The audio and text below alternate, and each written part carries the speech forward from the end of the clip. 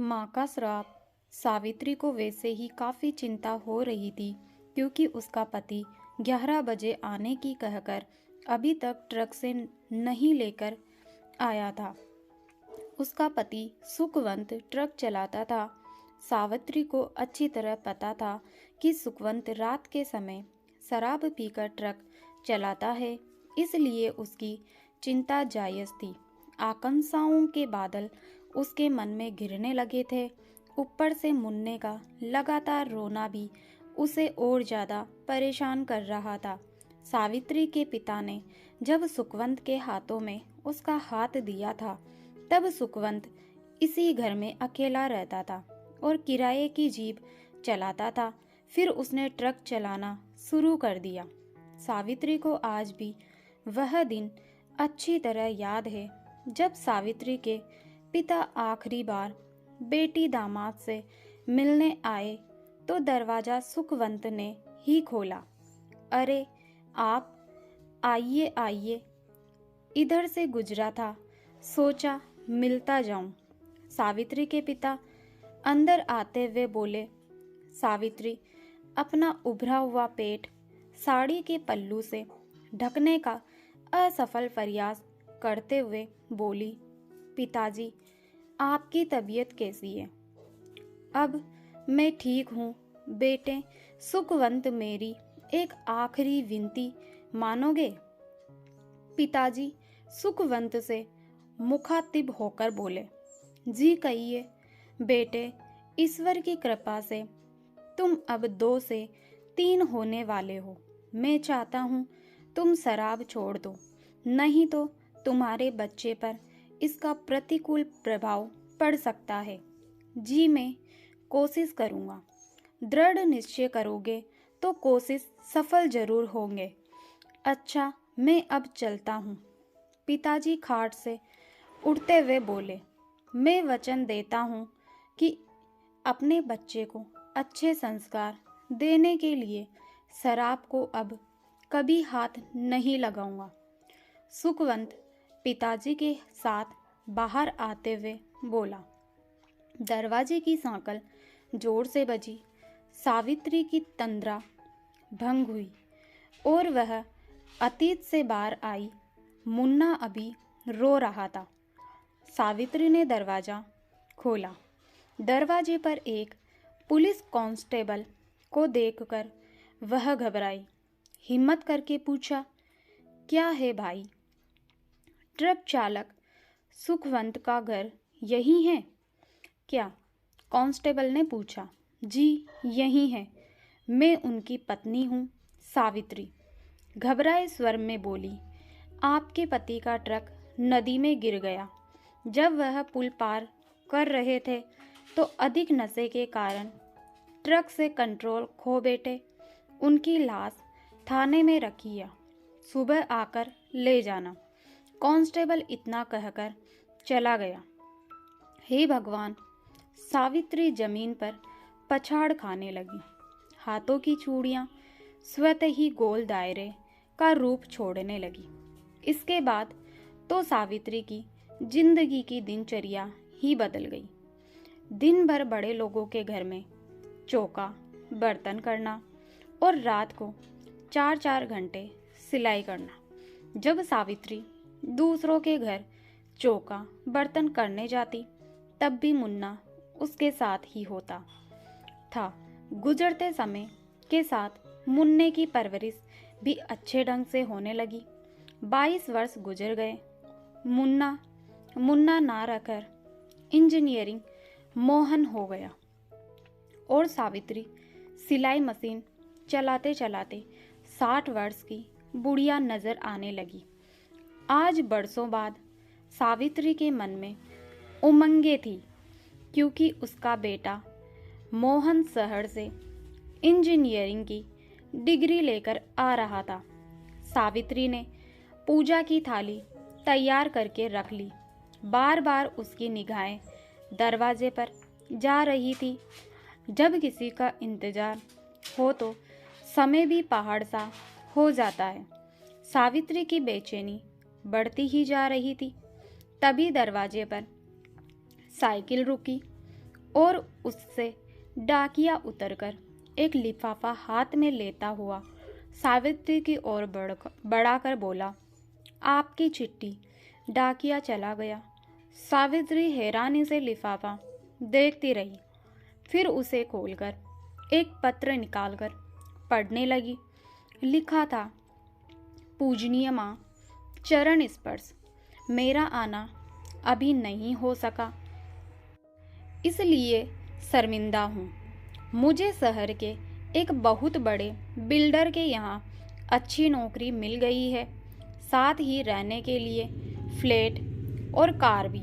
माँ, इससे ज़्यादा तुम्हें यह जानकर खुशी होगी कि उसकी लड़की से मेरी मंगनी हो गई है और 10 दिन बाद शहर के एक शानदार होटल में हमारी शादी है। मैं बाद में तुम्हारी बहू के साथ तुमसे मिलने जरूर आऊँगा। कब आऊँगा यह पत्र द्वारा सूचित कर दूँगा। अपना ख्याल रखना, तुम्हारा बेटा मोहन। पूरा पत्र पढ़कर सावित्री के चेहरे पर एक रंग आया और चला गया। फिर वह जोरों से हंसने लगी। तब तक हंसती रही जब तक वह फूटकर रोना नहीं पड़ी।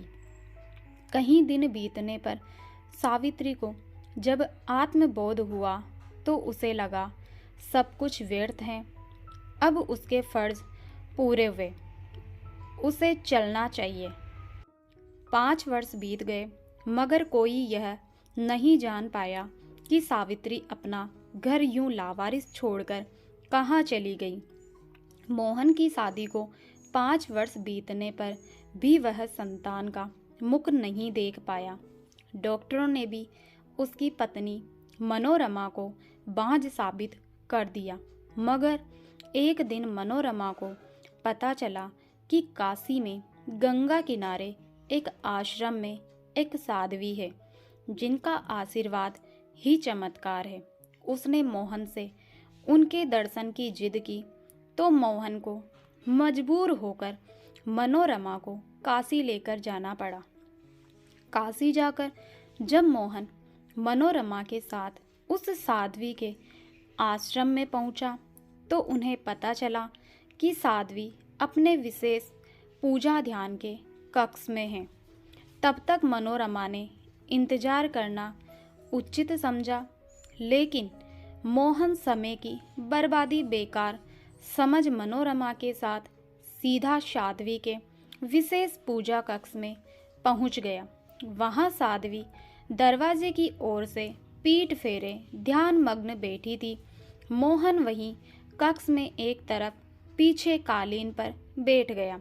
मनोरमा घुटनों के बल वहीं जमीन पर बैठकर अपना आंचल फैलाकर भर्राए स्वर में बोली, माई, मेरी शादी को 5 वर्ष हो गए, मगर संतान नसीब नहीं हुई। दुनियाबाज कहती है मैं आपके पास बड़ी उम्मीद लेकर आई हूँ। अपने आशीष से मुझे ममता का वरदान दे दो। माई, क्या करोगी बेटी ममता का वरदान लेकर? यह संतान बड़ी निर्मोही होती है। साध्वी का डूबा सा स्वर उभरा। मोहन इस आवाज पर थोड़ा पहले तो चौंका, मगर फिर सामान्य हो गया। ऐसा मत कहो माई, बड़े भरोसे के साथ आई हूँ आपके पास। मनोरमा गिड़गिड़ाई, पति के पापों का कुछ तो प्रायश्चित देना ही होगा। पुत्री, तुम संतान का मुख नहीं देख सकोगी। साध्वी की वही डूबी आवाज उभरी। ऐसा श्राप मत दो माई, मेरे पति निष्पाप है। मनोरमा के इतना कहते ही साध्वी ने अपना चेहरा घुमाया और ठीक मनोरमा के सामने मुख करके बैठ गई। उसके चेहरे पर नजर पड़ते ही मोहन मुंह से यकायक निकला, माँ, तो तुम? माँ, यह क्या कह रही हैं आप तो कहते थे कि आप अनाथ हैं। आपके माता पिता एक दुर्घटना का शिकार हो गए। आपने मुझसे ऐसा क्यों कहा? मनोरमा ने मोहन से कहा तो उसकी नजरें झुकती चली गई। साध्वी फीकी मुस्कान के साथ बोली, तुम माँ को भले ही चेहरे से पहचानो, मगर माँ अपने बच्चों को आहट से पहचानती है। मैंने तुम्हें शहर में रहकर अच्छी से अच्छी शिक्षा पाने का अवसर दिया, मगर अफसोस तुम संस्कार याद नहीं रख सके। मैंने तुम्हारी 3 माह की उम्र से ही तुम्हें अकेले पाला और पिता की कमी महसूस न होने दी। अपने सारे फर्ज पूरे किए, मगर तुम अपने फर्ज भूल गए। मैं यह सोचकर गर्व करती थी कि आपने अपनी अकेले की मेहनत से अपनी मंजिल पाई, मगर आज मुझे आपकी पत्नी होने पर शर्म महसूस हो रही है।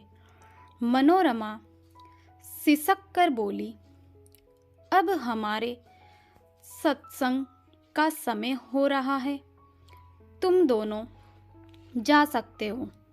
सावित्री खड़ी होते हुए बोली, माँ, मुझे बाँझ होने के श्राप से तो मुक्ति देती जाओ। मनोरमा सावित्री के पैर पकड़ते हुए बोली, पुत्री, मैं खुद नहीं जानती मेरे मुंह से यह वचन कैसे और क्यों निकले, मगर शायद यही कुदरत का न्याय हो। फिर भी तुम मन में धैर्य धारण कर उसी कुदरत की कृपा की प्रतीक्षा करो जिसने तुम्हें यह श्राप दिया। प्रतीक्षा करो जिसने तुम्हें यह श्राप दिया। सावित्री ऐसा कहकर कक्ष से बाहर निकल गई, अपने पीछे छोड़ गई बिलखती मनोरमा और पश्चाताप के आंसू आंखों में लिए मोहन। तो दोस्तों, कैसी लगी आपको हमारी यह कहानी पसंद आए तो वीडियो को लाइक, शेयर और चैनल को सब्सक्राइब कीजिए। धन्यवाद।